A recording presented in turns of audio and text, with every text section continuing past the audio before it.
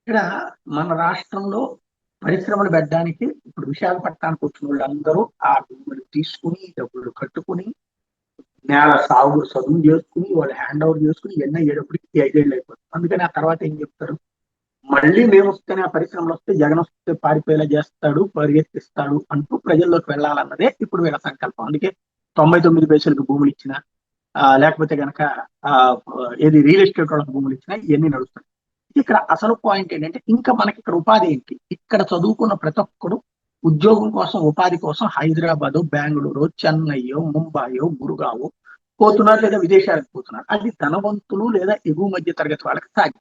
పేదవాడి పిల్లల బ్రతుకులు ఏంటి అంటే అయోమయం. ఇలాంటి దశలో ఇక్కడ చివరికి మన అనేది Ameerpet, SR Nagar, JNTU, LB Nagar ఇట్లాంటి చోట్ల ఎట్లయితే ప్రైవేట్ కోర్సులకి శిక్షణ ఇచ్చి ఆ పైన బ్యాక్ డోర్ ఎంట్రీసా లేకపోతే ఫ్రంట్ డోర్ ఎంట్రీసా సాఫ్ట్వేర్ కంపెనీలు పంపిస్తుంటారు కదా, అట్లాంటి శిక్షణలు ఆంధ్రప్రదేశ్ లో తీసుకొచ్చేటటువంటి ప్రయత్నాలు జరుగుతున్నాయి.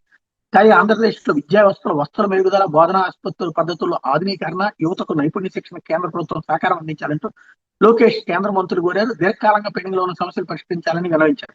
కొత్తగా పలు డిమాండ్ల ప్రతిపాదనలు వాళ్ళు ముందుంచారు. సోమవారం ఢిల్లీకి వచ్చిన లోకేష్ ఉదయం నుంచి సాయంత్రం దాకా ముగ్గురు కేంద్ర మంత్రులు ధర్మేంద్ర ప్రధాన్, అశ్విని వైష్ణవ్, జయంత్ చౌదరితో భేటీ అయ్యారన్నటువంటి వార్తని ఈనాడు హైలైట్ చేసింది.